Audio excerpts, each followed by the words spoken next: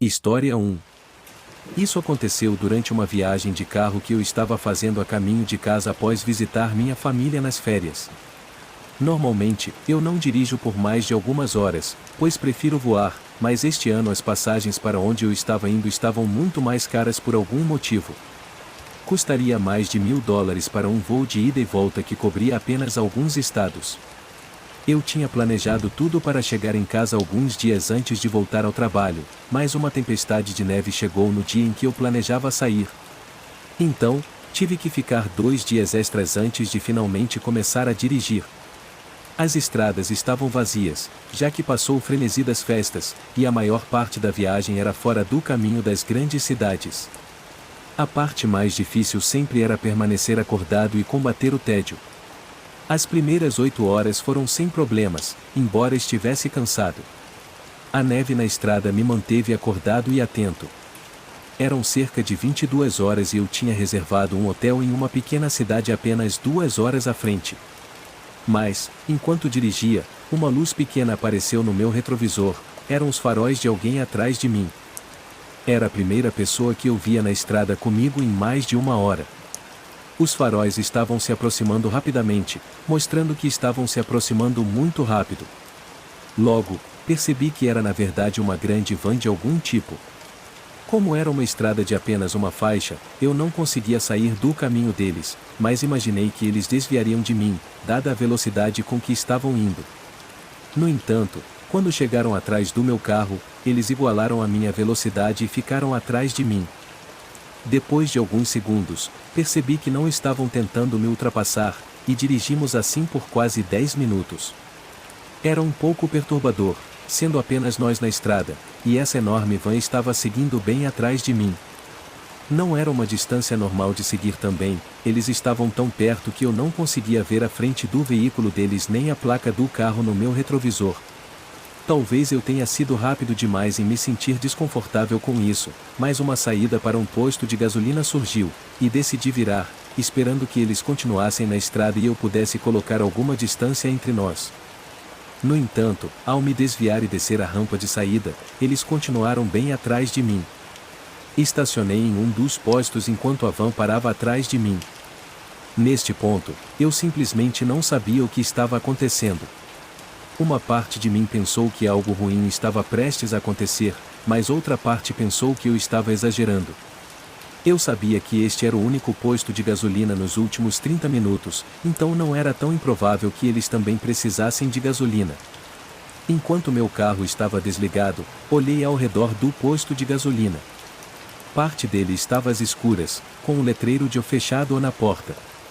Olhei para os lados e só havia escuridão e vazio, sem casas, sem prédios, apenas um campo coberto de neve com uma estrada única cortando-o. Olhei no retrovisor e um homem estava agora do lado de fora da van, colocando gasolina. Então, saí do carro e comecei a fazer o mesmo. Enquanto os números no medidor de gasolina subiam lentamente, o homem rapidamente colocou a bomba de volta e fechou a tampa do tanque de gasolina. Olhei para ele indo para a parte de trás da van e então ouvi o alto som de catraca da porta traseira sendo aberta. Houve algo naquele momento, talvez um pressentimento ou apenas um instinto qualquer, que me disse para sair dali. Tirei a bomba do meu carro e, nem um segundo depois, 3 homens estavam correndo na minha direção vindo de trás da van. Deixei a bomba no chão e entrei rapidamente no meu carro, trancando as portas, justo quando um deles tentou abrir a maçaneta. Eu estava tremendo e me movendo o mais rápido possível para ligar o carro, enquanto os 3 tentavam cada porta, mas imediatamente correram de volta para a van antes mesmo de eu ter a chance de sair. Quando finalmente saí, vi-os dirigindo para longe, na direção oposta do caminho de onde viemos. Avisei a polícia sobre o que aconteceu, mas nunca recebi uma ligação com atualizações. Parece óbvio que eles estavam tentando sequestrar pessoas sob a cobertura da noite em uma estrada vasta e despovoada. O que é aterrorizante é o quão confiante, falta de uma palavra melhor, profissional era toda a operação. Parecia que, assim que perceberam que eu estava seguro no meu carro e que não seria fácil, fugiram do local sem nem precisar se comunicar entre eles. Parecia que eles já haviam feito isso muitas vezes antes. O que teria acontecido se eles me pegassem, eu não sei, mas eu insto a todos a aprender com os meus erros, porque você pode não ter tanta sorte quanto eu tive. História 2. Em 2019, eu fazia entregas para uma pizzaria perto da minha escola. Trabalhava a maioria dos dias após as aulas para poder pagar pelo meu carro e aluguel. Não era um trabalho ótimo em nenhum aspecto, mas era o suficiente para me manter na faculdade sem ficar completamente quebrado. Esta noite não foi diferente das outras no começo. Bati o ponto às 18 horas e entreguei pizzas por 3 horas seguidas, depois fiz uma pausa para o jantar e recomecei às 21 horas e 30 minutos. Peguei o próximo pedido e comecei a seguir para o local. O endereço não parecia ser de uma casa, mas a rota que me levou até lá não era o que eu estava esperando. Levou-me para fora da cidade, longe da maioria das casas e lojas, e em direção a um centro de negócios. Era uma área cheia de pequenos prédios de escritórios e nada mais. Dirigi pela rua e não conseguia realmente distinguir quais eram os endereços. Então, simplesmente segui as instruções no GPS e esperava que me levasse ao estacionamento certo.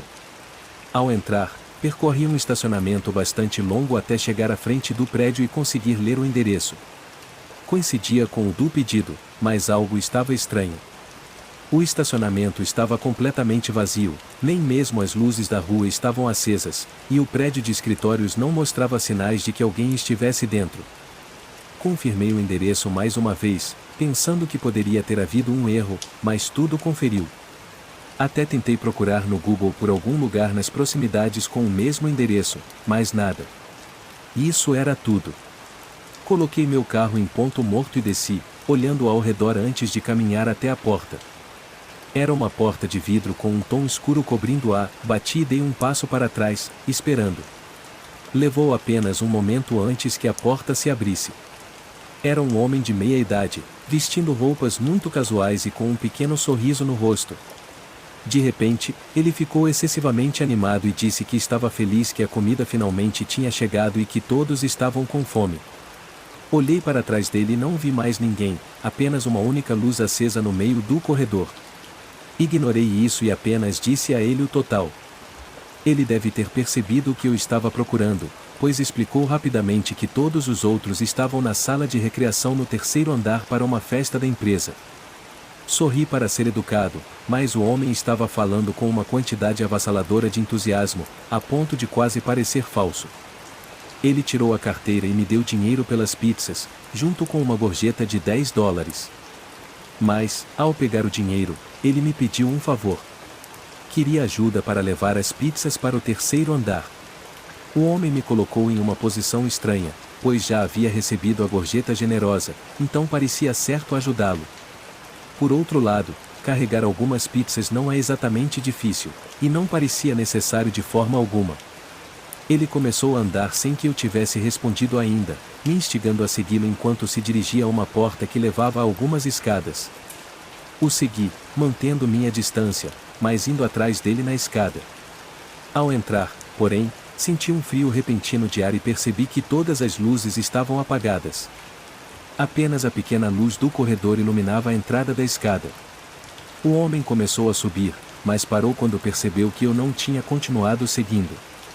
Ele se virou e fez um comentário humorístico sobre as luzes, mas seu sorriso desapareceu rapidamente quando viu que eu não ia mais segui-lo. Não houve hesitação quando ele veio correndo em minha direção com raiva nos olhos. Joguei as pizzas no chão, saí pela porta e corri pelo corredor em direção à saída, e corri para o meu carro. Vi o homem sair parcialmente pela porta da frente antes de voltar e abater com força. Imediatamente, liguei para a polícia depois de dirigir para um estacionamento diferente. O homem já tinha fugido quando eles chegaram, e como ele pagou em dinheiro, não havia como saber quem ele realmente era. O prédio de escritórios estava vazio, e não havia mais ninguém no terceiro andar, então está claro que era apenas algum tipo de armadilha.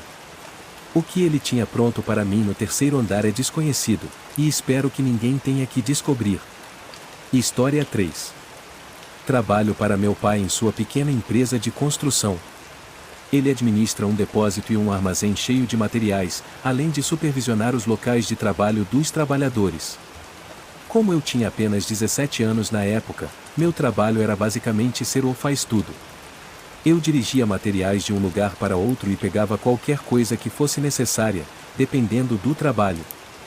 Algumas vezes, materiais precisavam estar lá antes que os trabalhadores chegassem, para que pudessem começar a trabalhar imediatamente de manhã.